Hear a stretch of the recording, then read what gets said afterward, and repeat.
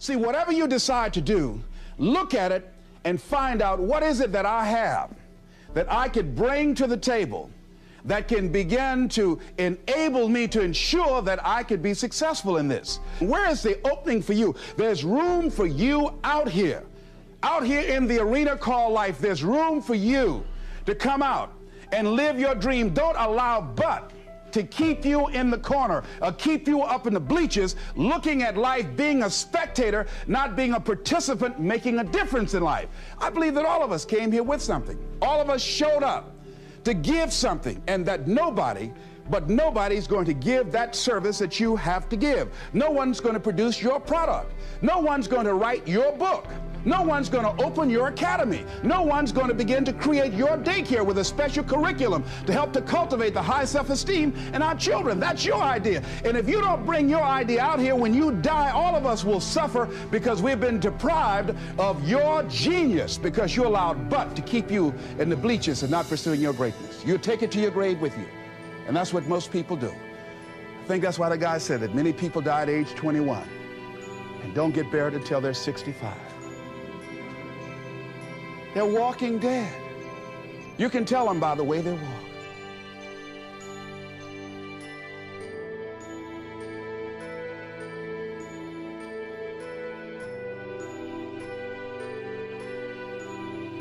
You can either live your dreams or live your fears. And I think the majority of people actually are not living their dreams, but are living their fears. So I want to ask you a question. What are your fears? What are you afraid of? What are you scared of? Because we all have fears, don't we? We all have something that's blocking us, that's holding us back. And as we begin to look at life, what we realize is that the reason that most people are not living out their true potential, are not doing all of the things that they would really like to do, is because of fear. Some people call fear false evidence or expectations appearing real.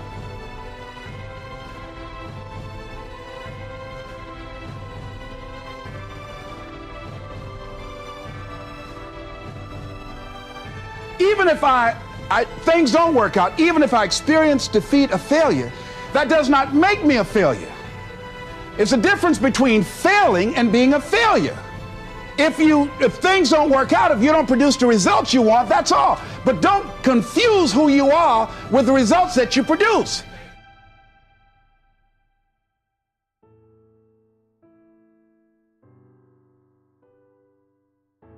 There are a lot of people who say, but I tried once or twice and it didn't work out. And so they use that as an excuse not to ever come out again.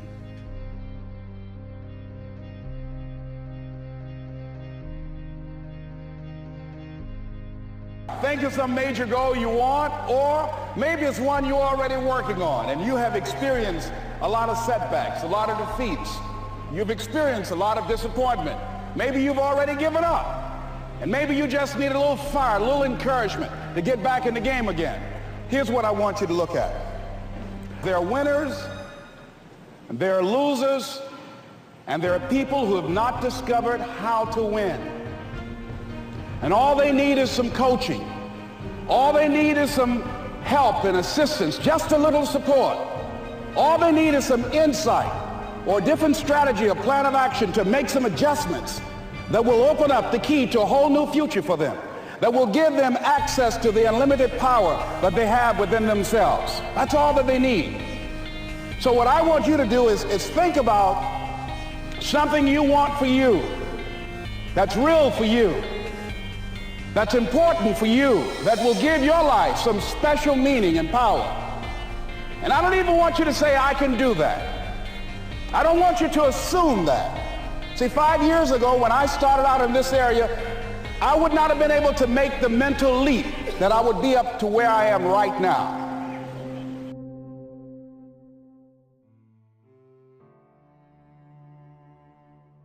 I don't want you to begin to just psych yourself out. No. I want you to be able to say something to yourself that will enable you to maintain a level of integrity with yourself.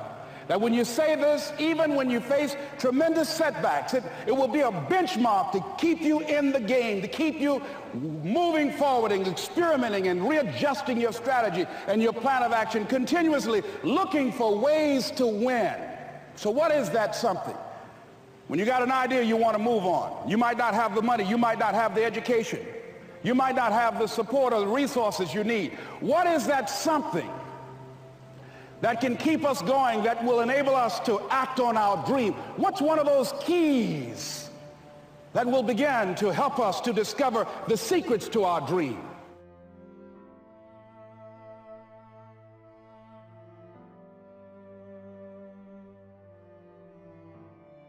That's all I want you to do when you look at your dream. Just say to yourself every day, it's possible. Just say that every day to yourself, it's possible. Because what does that do? See, it begins to change your belief system. See, the way in which we operate, ladies and gentlemen, it's a manifestation of what we believe, what's possible for us. Whatever you've done up to this point, all that it really is a duplication, it's a reproduction of what you believe subconsciously that you deserve and what's possible for your life. Most people operate out of their personal history, out of their memory, things they've done, things they've experienced, things they've seen, things that they have observed. What I'm suggesting that you operate out of a larger vision of yourself. I want you to see yourself doing what you want to do, experiencing what you want to experience, having what you want to have, doing what it is that gives your life some meaning and value. Operate out of your imagination, not your memory. Because whenever you look at where you want to go, I'm wanting to warn you, you will have some conversation back here after you go through the data that you've experienced in life saying you can't do it. And so what you want to begin to do is ignore that inner conversation. Well, most people, ladies and gentlemen, when something happens to them, what they do is they begin to believe that that's the way it is. That's the way it's always been. And they can't see the possibility of it being any different.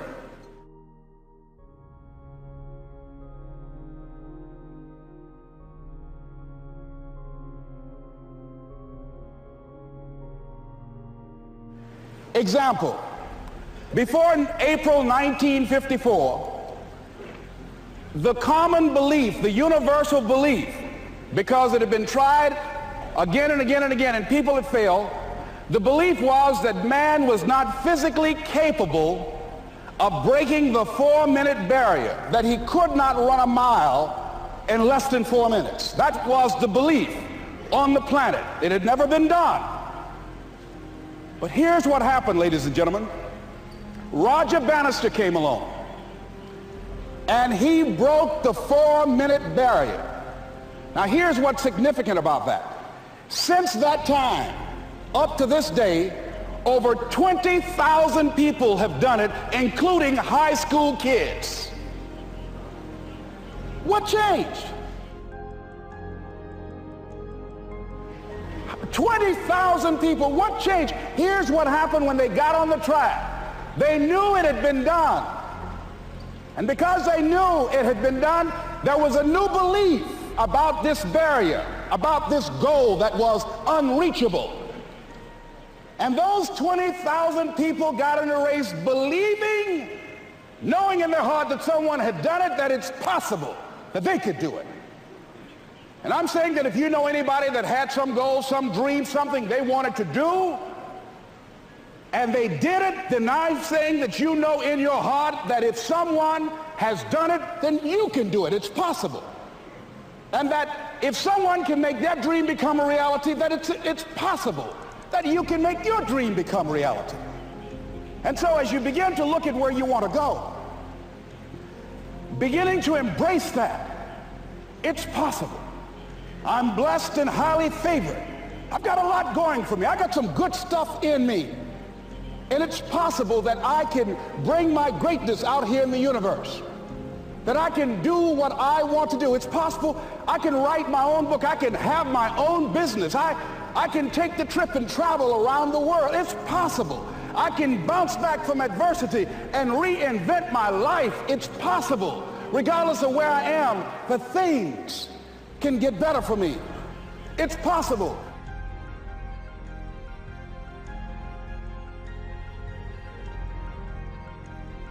I'm thinking about two men right here in Chicago who were fairly successful, similar background, educated.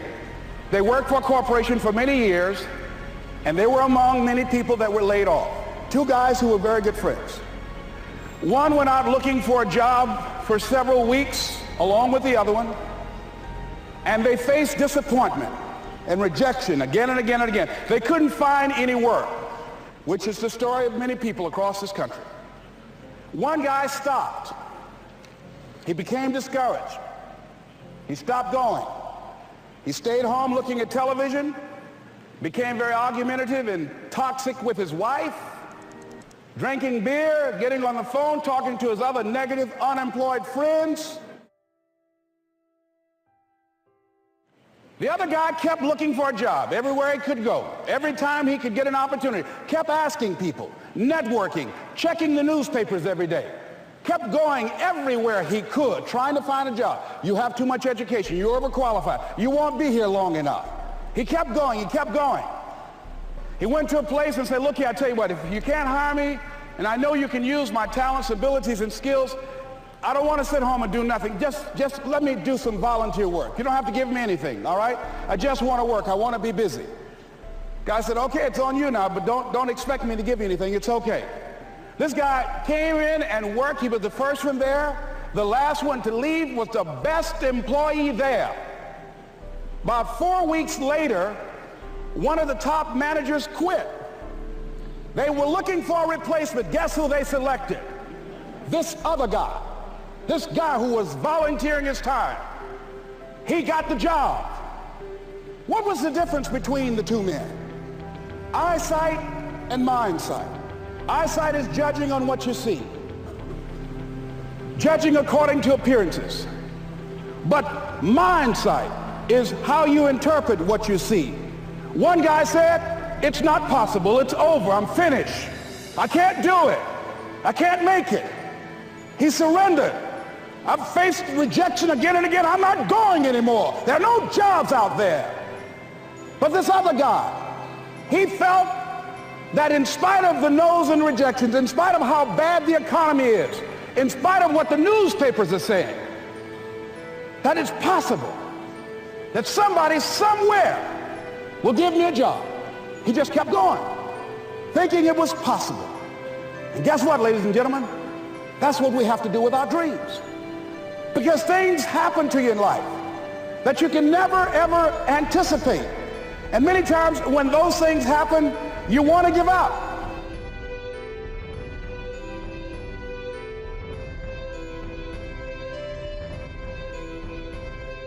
Most of us go through life pretending that we're satisfied where we are, pretending that everything is okay, pretending that we don't have any special goals or ambitions or desires, when really deep down inside we do really want more. But if you look at our behavior, if you judge based upon what we do, that really will tell you some true stories about people, because you have to judge a tree by the fruit it bears, not the fruit that it talks about. See, a lot of people pretend that they want more out of life, but all you have to do is watch their actions.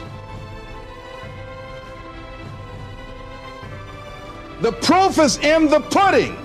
So if you want to do something, if you thought about something you want to do, take it head on.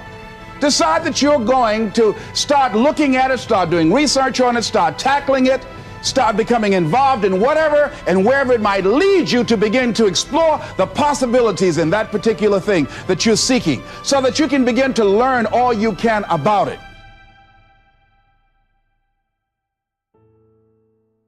Decide that you're going to face it, that whatever shortcomings you have, that you're going to strengthen yourself there. Whatever training that's required, that you're going to go get that training, that you're going to get started right now. George Washington Carver would say, do what you can where you are with what you have and never be satisfied. S.B. Fuller used to say, and you heard Joe Dudley talk about, always strive to be more than that which you are. Yeah, don't get satisfied with yourself. Always know that wherever you are, you can enjoy more, that you deserve more. But most people, you know what they do? Most people go through life quietly and safely tiptoeing to an early grave. Find out what it is you want and go after it as if your life depends on it. Why? Because it does. People that have found their passion, people that found the things that they love, people that have found the things that they can pour their lives into, those people live long.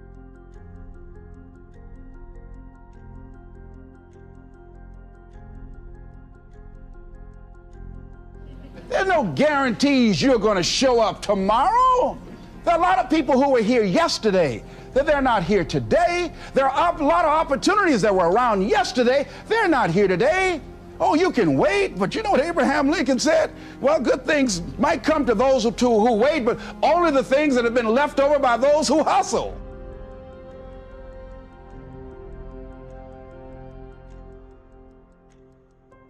She was telling me about how she was miserable on the job and how she was so unhappy. So I said, if it's that stressful and if it's causing you that much pain, I say, why don't you just quit and do something else?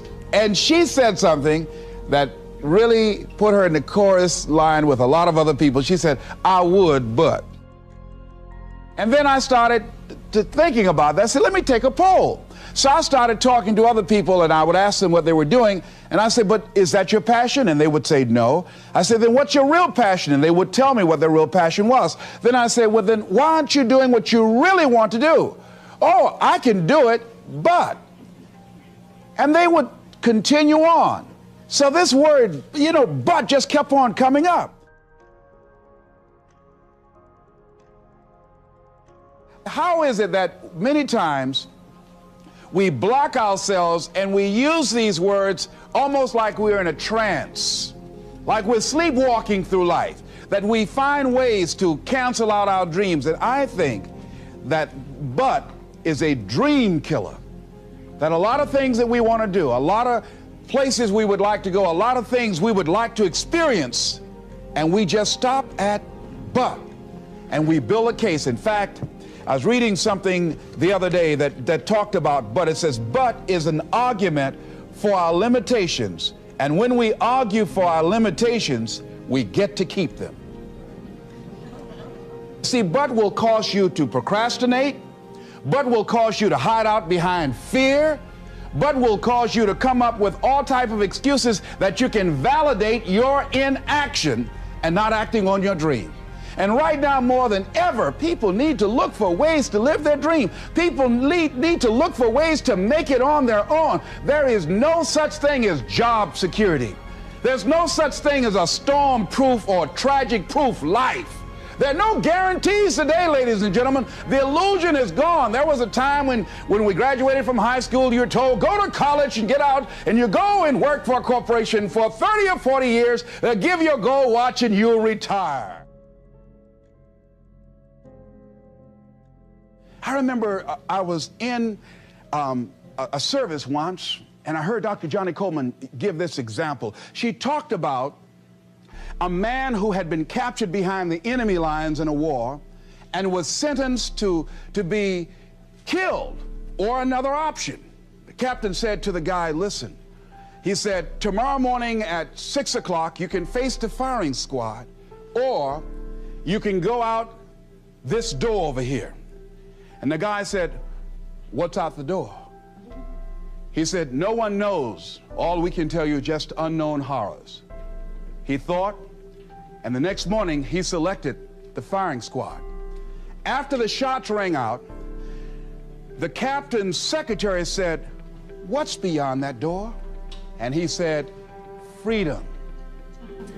But very few people would select to do it because it's unknown.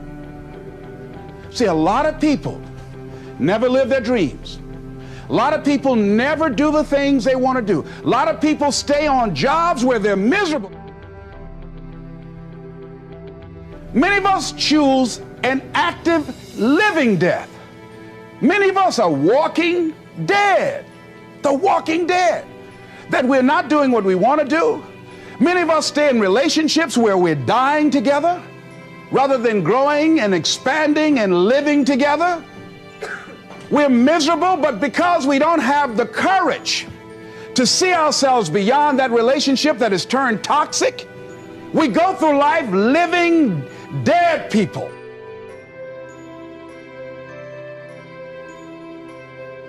Even if things don't work out, even if I experience defeat or failure, that does not make me a failure. It's a difference between failing and being a failure. If things don't work out, if you don't produce the results you want, that's all. But don't confuse who you are with the results that you produce.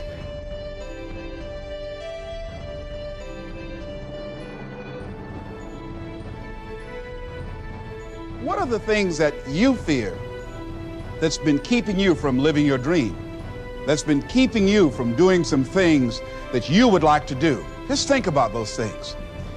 And how do we begin to handle that? Abraham Maslow said that life is about growth. And he said, you can either go back to your comfort zone, and there you won't find any growth, or you must be willing to go forward and face your fears again and again and again.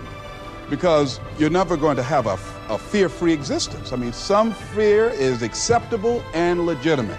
There are some things that you really should be afraid of. Now, you shouldn't allow it to immobilize you. You acknowledge it, you take it into account, and you carry yourself accordingly. There are times that we should proceed with caution. But it's the difference between being stopped by fear. It's the difference between having a fear and the fear having you. So what do? One, acknowledge it, and knowing that it's okay. Don't condemn yourself for being afraid.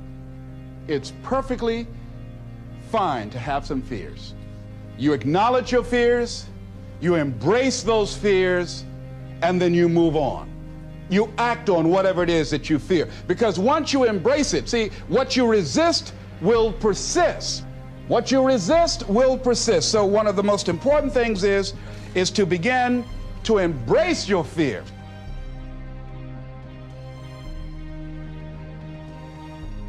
Being worthy, being capable, having what you need to make you a worthwhile person, and that you're more than able, and that you deserve to be listened to, or you deserve to have that dream and that passion and whatever it is that you see and envision there. You've got to see it in your mind's eye.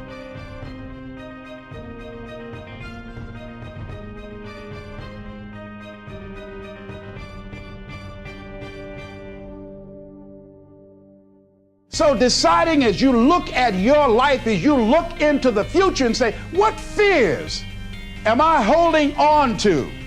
What fears that I'm allowing to imprison me, that's keeping me from breaking out, that's keeping me from living up to my true potential, that's keeping me from really being happy, that's keeping me from having a sense of adventure and excitement in my life? What's keeping me from controlling my destiny? What fears that I'm giving that permission to? Notice what I said, that we must give our permission to fear to immobilize us. Because whatever discomfort you experience, whatever challenges or difficulty that it is, you got to handle it. Got to go up in there and wrestle with it. Will it be easy? No. Will it be challenging? Yes. A friend of mine who's going into recovery. He's been addicted to crack cocaine for years and alcohol. And he was talking about how challenging it was and why he was dreading going into cold turkey. I said, what do you want me to tell you? That it's going to be a picnic? No, it's not. It's going to kick your butt? Yes, it is. Are you going to want to die? Yes, that's a part of it. But that's just what you must go through in order to get where you want to go. And guess what? You are strong enough to do it.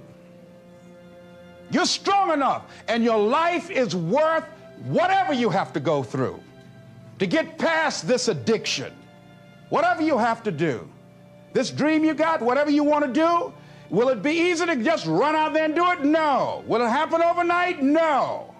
Will it be a struggle? Yes. Will there be times when you can't make ends meet? Yes, that's a part of it. Will there be times you won't know what to do? Yes, that's a part of it.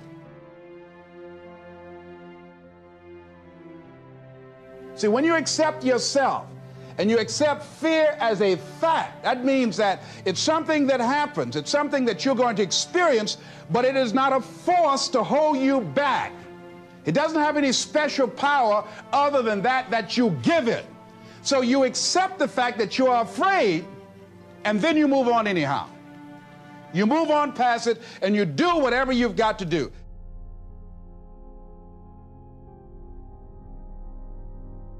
See, when you are not filling your life with the things that you are capable of doing, see, we all have some stuff that we've been given. And I don't think that it's optional for us to sit on what we have. See, if you're sitting on what you have, what you've been given, and I think everybody's been given something to bring to the planet, that only you can do that, only you can perform that, only you can initiate that activity.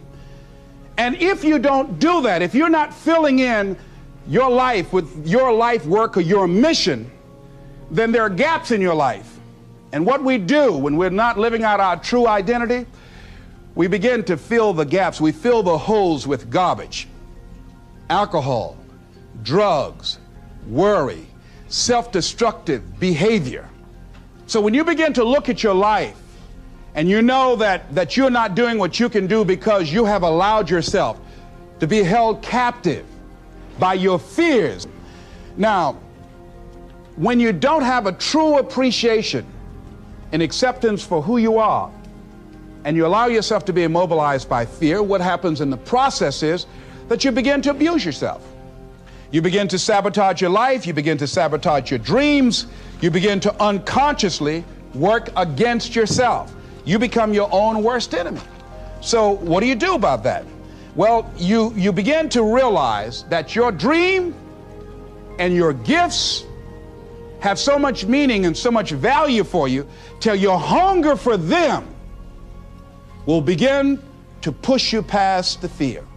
Your hunger to have them will give you a special drive. As you work on yourself, as you begin to acknowledge your true identity, the true power that you have, the true capacity you have to bring about change, the miracle working power that you have within yourself to do the things that you want to do.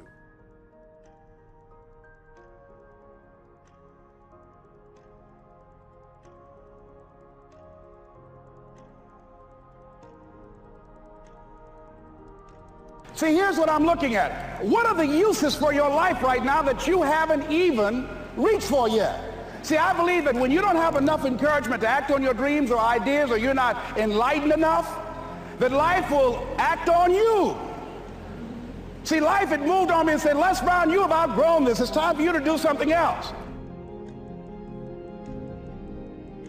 So you've got to be willing to stay focused, to be creative, to be relentless, because things are going to happen to you when you're working on your dream, when you get on track. I remember when I first got involved in speaking, one of the main things that speakers like to do is speak to a certain association that they have over 10,000 of their sales reps that come to this convention.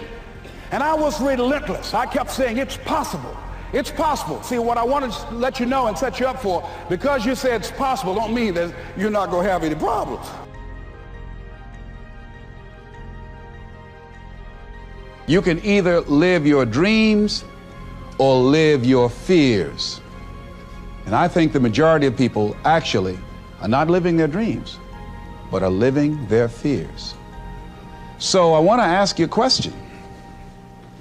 What are your fears? What are you afraid of?